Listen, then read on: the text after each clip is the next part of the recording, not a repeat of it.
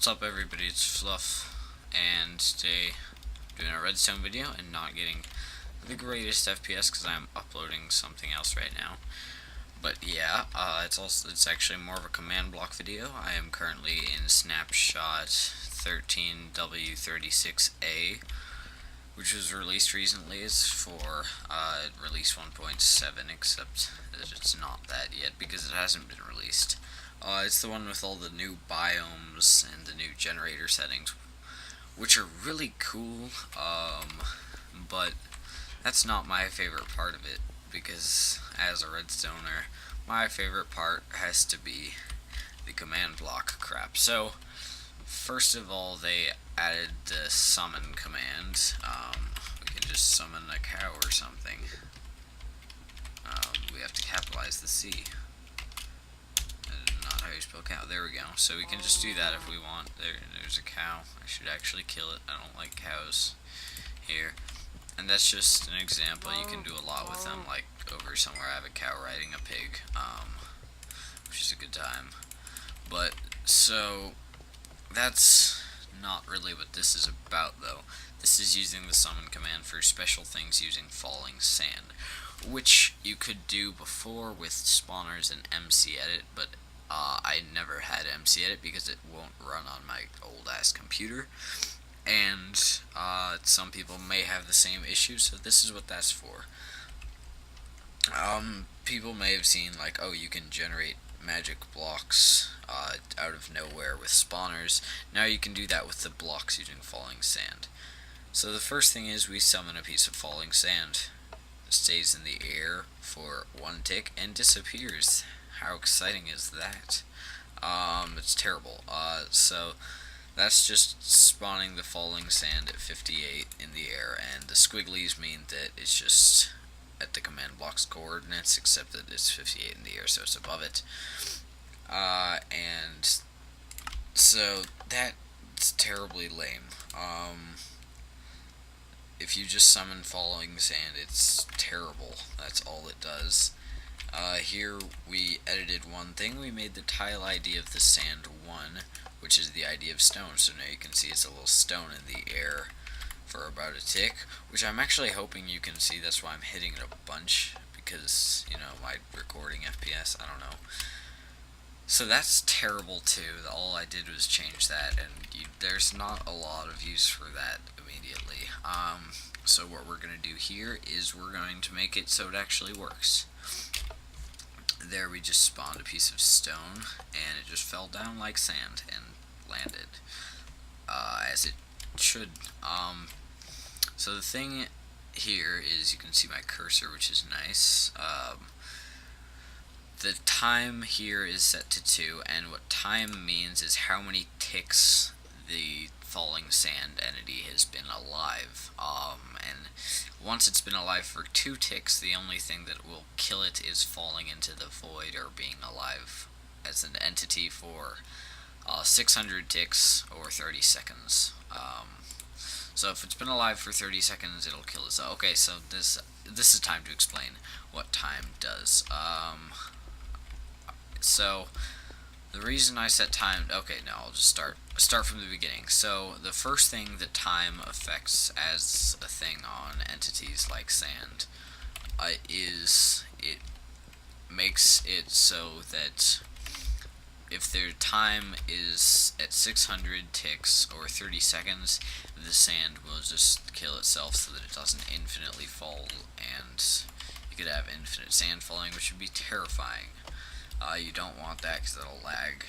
So that's why they added that. If it gets up to 600 ticks, it will just disappear, kill itself. Another thing that kills it is if it is in the void for 5 seconds or 30 ticks. If it's been in the void for 5 seconds, then it will also destroy itself, because we don't need sand falling into the void either, because that won't do anything at that point. And the final thing, and this is the part that affects us the most, is time 0. At time 0, a falling sand entity will check to see what block it is inside.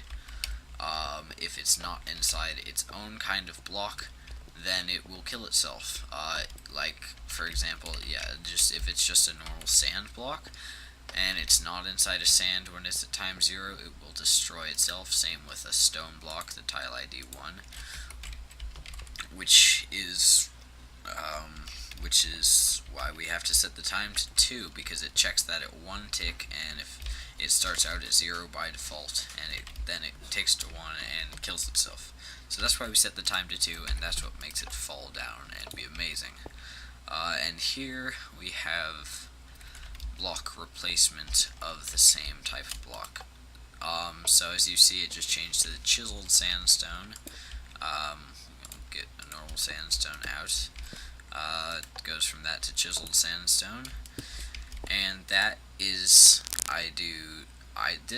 in this case I don't need to do time. I just need to make it so it's title ID of 24, which is any sandstone, and the data value or damage value is 1. So the thing is that this is all the sandstone is the same thing. It's all 24. So it recognizes that it's in its own block when it gets to 1 tick. And if it's in its own block, then it can keep falling. And that's what it does. It keeps falling, and then it lands on this command block and turns into a chiseled sandstone. So that's that, and that's all fine and dandy, but you can't replace a different block with, like, for example, sandstone with lapis using the same method. You just simply can't do that at all with the same method. So if we hit this button, that's exactly what I did. It spawns some 22 or lapis in that block, and it just stays there for a tick and kills itself because it's not in the right block, which is an issue for it. It's not happy about that. It needs to be penetrating someone of its own kind. That's disgusting. And so the way that we do that, dude, I love the particles. Oh yeah. The way that we replace one block with one of a different species is we use 2 command blocks. Here we go. We just replace that sandstone with lapis. The weird part, I think this is a bug, is that it replaces it with the lapis and then drops. And I have tile drops off. Gasm. Game rule, dude. It's false, but it still drops. So that's a bug. I don't care a lot. It's the first week that this is released. So yeah. The thing that I did here is, first of all, I spawned another sandstone block right there, except that I spawned it a tiny bit above the center. This is 57, this block height, and I did 57.6, because if it's at 57.5, it'll spawn in the exact center, and you move it up and down. I just made a hand gesture. You move it up and down with the decimals, and if it's like 57.1 or something, it's a lot closer to 56 than it is to 57. So 57.6 is just above 57, and that will spawn it. So it's a little more than a pixel. Like, it's about there is the top of the block, where that cursor is right now. So that's how that works. And then while it is a tiny bit above the landing, this one spawns lapis at time 2 in this block, while the other one is still a tiny bit above it. So the thing that does is the one that's above it replaces this block with nothing while it's falling so that it can fall, but then there's a lapis that lands before that one lands, before the sandstone lands. So the lapis lands before the sandstone, and then the sandstone lands in the lapis, and it realizes that it can't land there because it's already in a block, so it kills itself, which is how you replace a block with command blocks. And this has been a trick that has been used, first discovered by Traslander, and some crap with MCEdit and spawners. I'm not using that because I don't have MCEdit, and since they came out with this on command blocks already, we can just use /summon, and that's wonderful. So I just felt I would show anyone who hadn't used MCEdit before this. I hope it helps. It makes for some pretty cool maps, although for making structures it's quite tedious. Like, for example, I'm trying to generate a house out of nothing and I have to do all these command blocks by hand, and it's terrifying. So far I have this. It also spews sandstone everywhere, which is terrifying, and I don't know how that glass got there. But yeah, I'm trying to make a house right now with it, and it doesn't tend to work very well. Oh, I think I know what I did there. Haha. But anyways, so that's about it for today. I hope you learned something, because this will probably be very fun for everyone to do. I love to play with this. Thank you for watching. My name is Fluff, and goodbye.